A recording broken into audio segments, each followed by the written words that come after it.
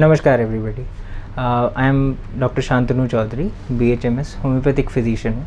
Today we'll talk about dengue fever outbreak. As you all know, आजकल बहुत ज़्यादा dengue fever का outbreak चल रहा है. So I will tell you today what is dengue fever, how can you prevent it, and if you get that fever तो homeopathically कैसे हम आपको थोड़ी बहुत हेल्प कर सकते हैं. So basically dengue is a vector borne disease caused by Aedes species of mosquitoes. It affects basically the blood cells. So blood cells जब भी affect होंगे तो drop of platelets होगा. 20,000 से 40,000 तक का platelet dip इस बीमारी में हो सकता है. If platelets drop below 40,000, it's considered as a severe problem and it can lead to fatal issues also. Patient की जान तक जा सकती है. ये प्रॉब्लम सिर्फ मच्छरों से पैदा होने वाली बीमारी है. ये मच्छर साफ़ पानी के अंदर ज़्यादातर पाए जाते हैं. ये पानी खुले कैंस, किसी भी तरीके के पॉट्स जहाँ पे स्टोर्ड पानी हो, फ्रेश वाटर हो, उसके अंदर ये पाए जाते हैं. इसका ऑनसेट ज़्यादातर हाई फीवर के थ्रू होगा. Now we'll talk a little bit about the symptoms of dengue. Mainly top most symptom होता है हाई ग्रेड फीवर. ये कंटिन्यूस फीवर है जो एक बार में फीवर जब चढ़ गया तो वो वापस 98.6 जो हमारा बॉडी टेम्परेचर होता है वहाँ तक नहीं ब्रेक करता and it continues to give a high grade fever.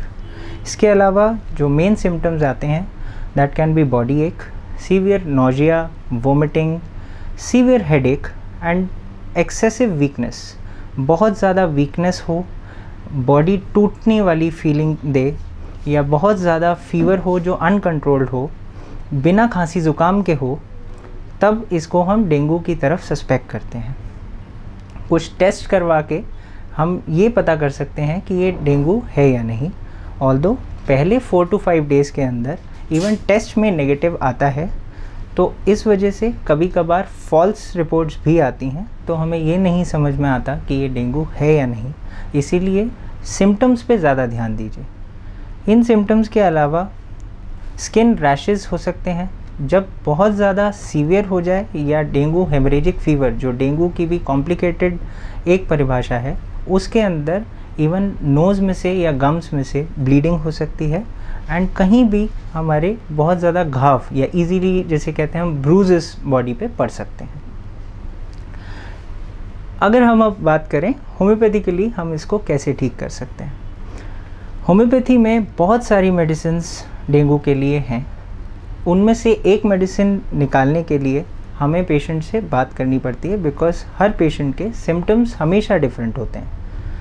आपने सुना होगा एक आध मेडिसिन्स हमेशा हर बार आती हैं कि ये मेडिसिन लेने से डेंगू प्रिवेंट हो सकता है, या अगर डेंगू हो जाए तो ये मेडिसिन देने से आप क्योर हो सकते हैं. हमेशा ज़रूरी नहीं है कि वो एक मेडिसिन जैसे कि यूपेटोरियम परफोरेटम या मर्क्सॉल, जिसके नाम बहुत ज़्यादा व्हाट्सएप ग्रुप्स पे आते हैं, वो देने से ठीक हो जाए. हर बार हर पेशेंट के लिए वो चीज़ें डिफरेंट होती हैं. किसी को बहुत ज़्यादा ठंड लगती है, किसी को बहुत ज़्यादा वीकनेस होती है, किसी को इतनी वीकनेस और ठंड नहीं होगी बट उनके पास सिम्टम सिर्फ वोमिटिंग होता है. ये सारे सिम्टम्स के हिसाब से अलग अलग मेडिसिन्स हमें देनी पड़ती हैं.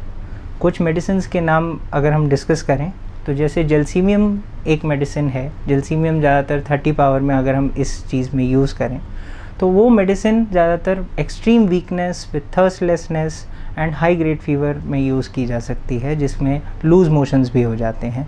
रस्टॉक्स उसी जगह पे तब यूज़ की जाएगी जब बहुत ज़्यादा बॉडी एक हो विद हाई ग्रेड फीवर हो.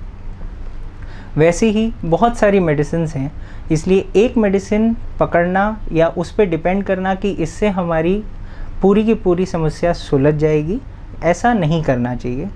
जैसे ही आपको सिम्टम्स आएँ, या तो हाई ग्रेड फीवर या बहुत ज़्यादा वीकनेस, किसी भी एंटीपायरेक्सिक मेडिसिन से अगर वो फीवर आपका नहीं उतर रहा है, फीवर उतारने की मेडिसिन से अगर आपका फीवर नहीं उतर रहा है, तो आप कृपया डॉक्टर से मिलें.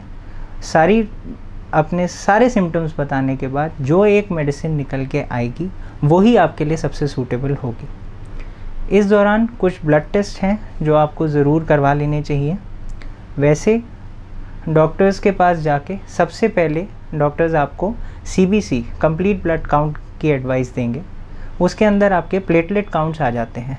अगर आपके प्लेटलेट्स जो नॉर्मल रेंज 1.5 लाख से 4 लाख है, अगर वो 1 लाख से नीचे आ रहे हैं तो आपको हर दूसरे दिन प्लेटलेट काउंट चेक करवाना है जब तक आपका फ़ीवर नहीं टूटता।